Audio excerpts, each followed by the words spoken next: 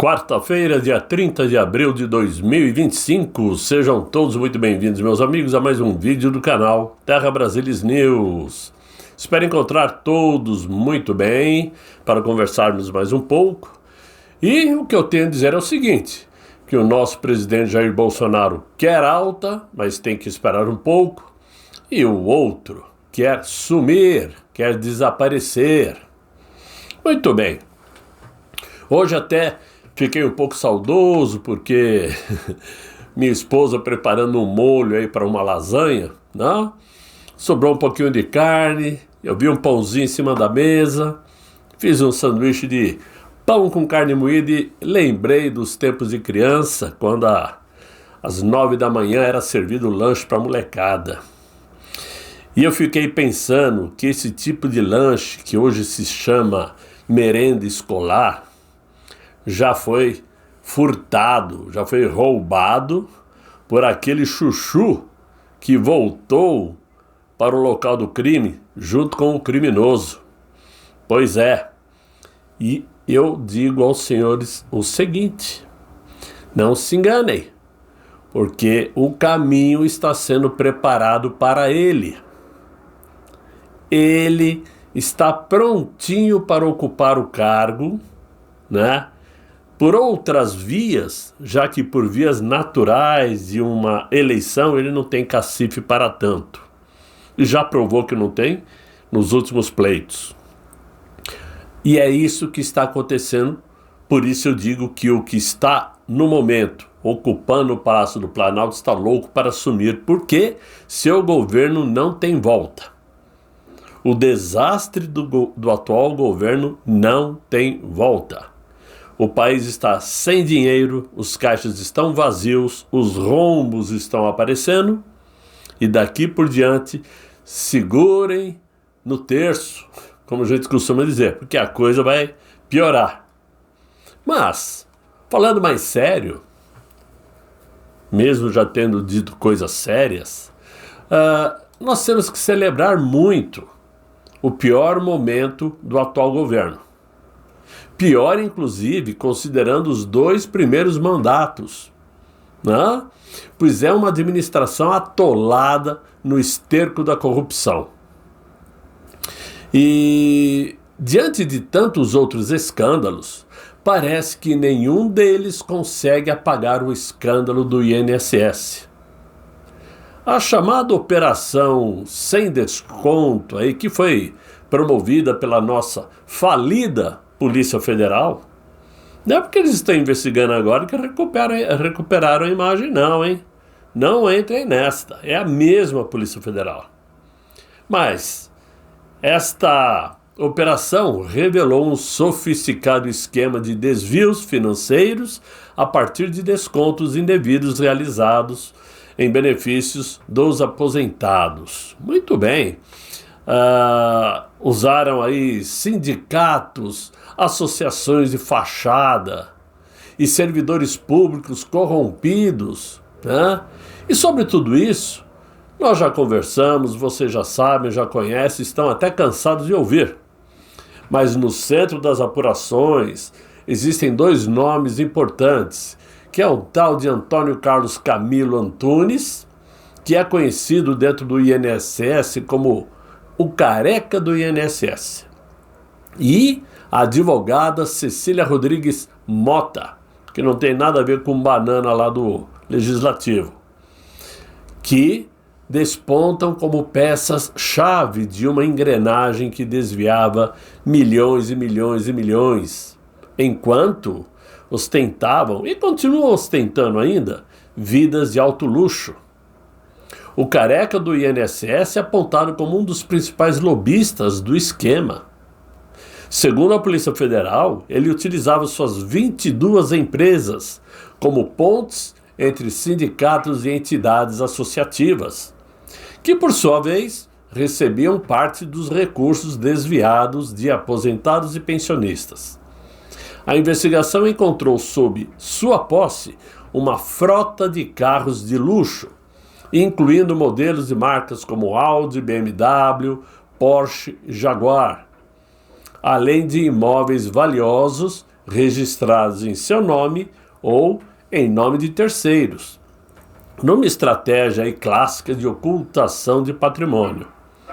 Já a dona Cecília Rodrigues Mota, que segundo a Polícia Federal atuava como presidente fictícia de diversas associações envolvidas nesses golpes, né? Chamou a atenção das autoridades por um padrão de vida completamente incompatível com sua renda declarada. Somente entre janeiro e novembro de 2024, ela realizou 33 viagens, a maioria internacionais, para destinos como Dubai, Paris, Lisboa. Nenhuma para Cuba, nenhuma para Venezuela, nenhuma para Coreia do Norte, certamente. E sempre acompanhada de beneficiários das empresas envolvidas no esquema. Em algumas dessas viagens, os acompanhantes carregavam muitos volumes de bagagem, conforme registrado em relatório da própria Polícia Federal, que também revelou repasses diretos de mais de 14 milhões a pessoas e empresas ligadas com a advogada.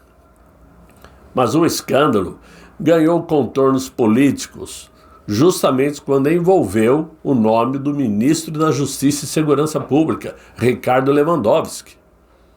Durante a audiência na Comissão de Segurança Pública da Câmara, o ministro foi questionado sobre a atuação de seu filho, o advogado Henrique Lewandowski, na defesa do Centro de Estudos dos Benefícios dos Aposentados, uma das entidades que estava diretamente ligadas e investigadas pela Polícia Federal, por justamente estar envolvidas aí nesse esquema fraudulento. Claro que o Lewandowski não gostou, né? Por conta disso, foi acesa aí uma luz de alerta sobre o potencial conflito de interesse entre o Ministério da Justiça e o filho do ministro. E por falar em Comissão de Segurança Pública da Câmara dos Deputados e do Senado, né? Aquele ministro que havia sido convidado também para ser questionado faltou à audiência, como era de se esperar, evidentemente. Enquanto isto, os aposentados e pensionistas vítimas diretas do esquema amargam consequências de uma engrenagem de fraude sustentada por organizações intermediárias, advogados, servidores públicos e empresários. Nós sabemos quem está por cima. O topo da pirâmide está lá no Palácio do Planalto. Isto é claro. Não tem como ele não saber, já que durante esse mandato dele quadruplicou o valor das denúncias de corrupção dentro do INSS. A expectativa agora é que a justiça avance nas responsabilizações e que os envolvidos direto ou indiretamente prestem contas, inclusive os beneficiários indiretos desse conluio de poder, dinheiro e influência. Ora, o pior disso tudo, meus amigos, é que o tal ministro da Previdência Social, Carlos Lupe, afirmou que sabia o que estava acontecendo. Ele admitiu, segundo matéria do jornal O Globo, que houve uma demora, digamos assim, em tomar medidas para conter as fraudes, que ele já tinha conhecimento, mas nega que tenha havido omissão de sua parte e por isso não pretende se demitir do cargo ocupado no atual governo. Ora, ele sabia, admite que demorou para tomar atitudes, mas nega a omissão. Se ele sabia e demorou, ele foi omisso. Simples assim, não tem desculpas para dar.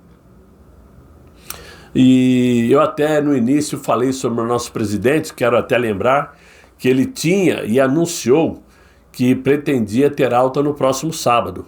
Mas agora no fim do dia ele anunciou que terá que ser adiada esta alta dele. Então nem sábado ele poderá sair.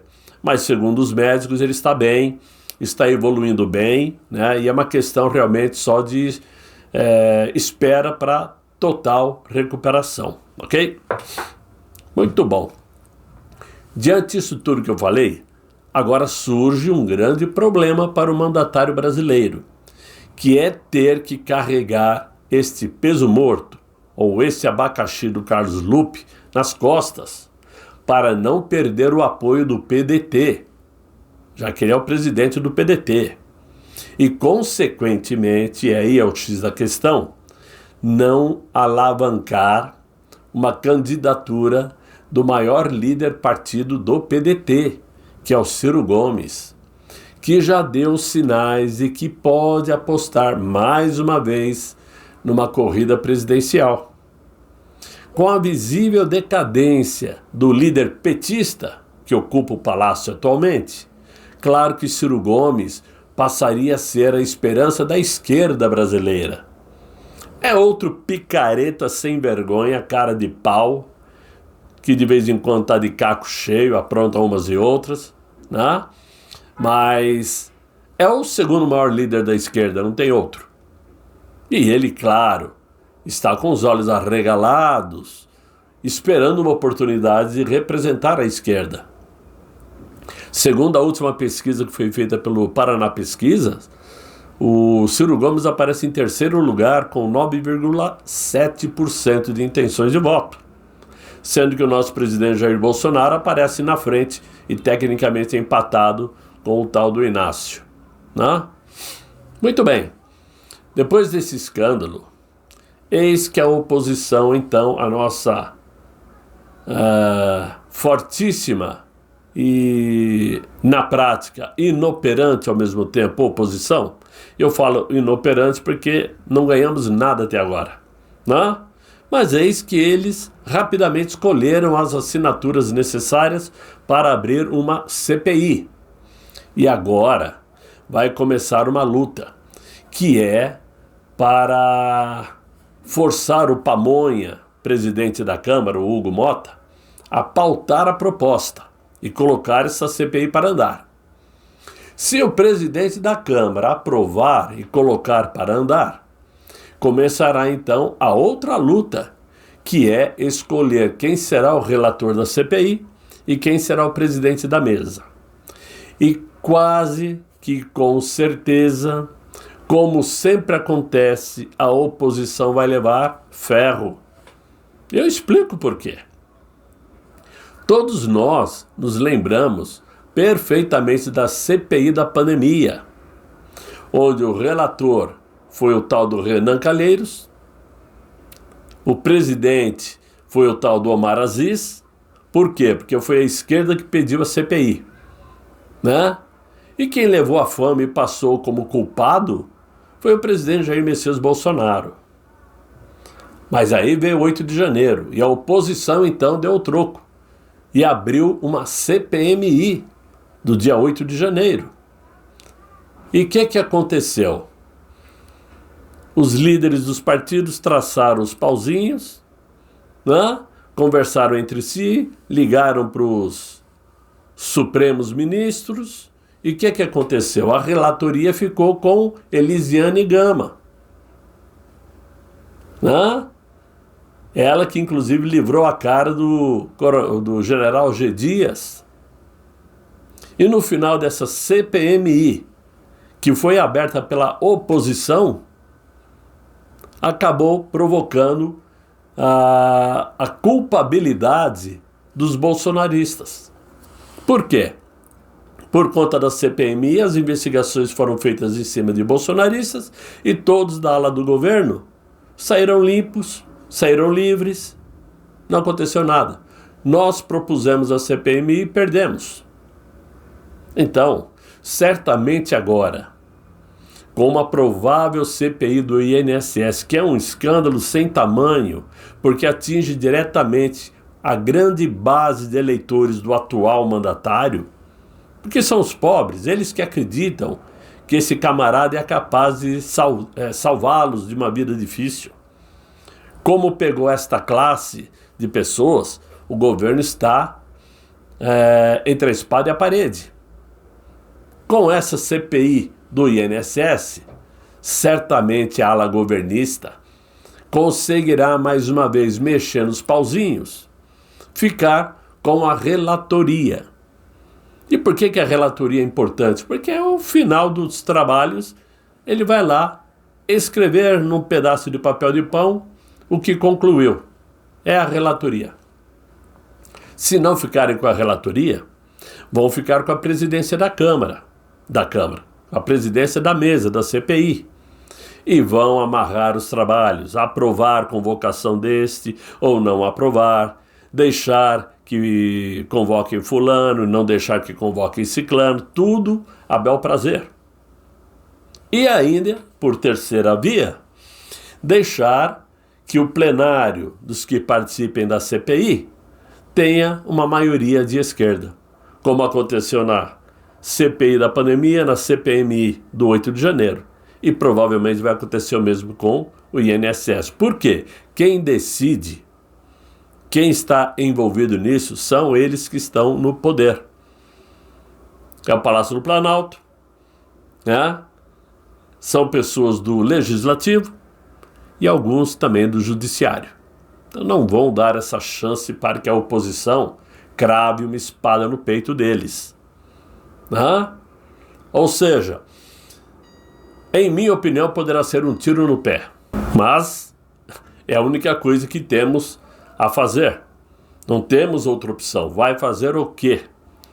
Nós, a oposição, os parlamentares da oposição, não têm poder de investigação. Não somos Polícia Federal. Eles vão investigar como querem investigar. Quem vai decidir, quem vai julgar, são eles mesmos. Então, não nos resta outra coisa a não ser demonstrar que estamos batalhando. E os parlamentares da oposição, né, os do PL principalmente, o que podem fazer é isso, convocar uma CPI para causar sensação. Mas no final tenham certeza que nada acontecerá. Por quê? É mexer no bolso deles. E quem pega dinheiro não quer devolver, tenham certeza disso. Basta ver que as últimas notícias já trazem aquela máxima que o governo de Jair Messias Bolsonaro, que no governo de Jair Messias Bolsonaro já ocorria os descontos indevidos de sindicatos, né? Descontos aí nas aposentadorias dos pobres, dos aposentados. Sim, porque aposentado no Brasil é pobre. Qual a aposentadoria que eles pagam é só para pobre mesmo, né? Mas foi no governo do Inácio que eles descobriram a fraude. Olha só o que a imprensa está falando. Já acontecia, inclusive no governo de Bolsonaro, mas fomos nós que desvendamos. Mas eles não dizem que já no governo de Dilma Anta Rousseff já ocorriam essas fraudes. E também não falam que de Bolsonaro para o Inácio o escândalo de corrupção quadruplicou de valor. Isso eles não falam. Esta é a retórica que vem sendo diariamente disseminada pela imprensa consorciada, que serve também, evidentemente, para esconder um levantamento que foi feito aí pelo site Poder 360, que mostra que dos 6,5 bilhões de repasses do INSS a sindicatos e outras entidades, desde 2019, 4,1 ocorreu entre 2023 e 2024. Ou seja, de 6,5 bilhões, 4,1 bilhão foi no governo do Inácio. Então não precisamos dizer mais nada, não? Mas a estratégia dos deputados da esquerda se ampara na informação de órgãos de controle do atual governo, segundo os quais há dados suspeitos desde 2019, quando o Brasil era presidido pelo Jair Bolsonaro. Verdade é, meus amigos, que não basta um escândalo como esse para abafar a triste realidade de que as estatais tiveram um déficit de 1,27 bilhão nesse primeiro trimestre. No primeiro trimestre, um déficit de 1,270 bilhão, não?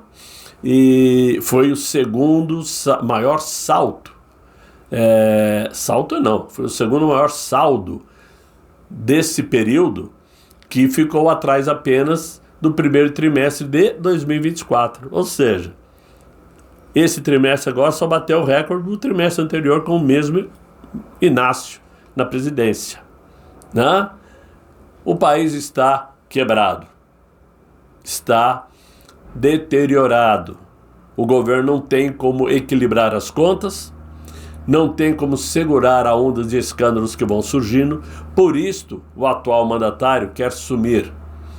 Acho que ele reza diariamente para acabar o governo dele, porque certamente ele não terá condições de sair candidato novamente.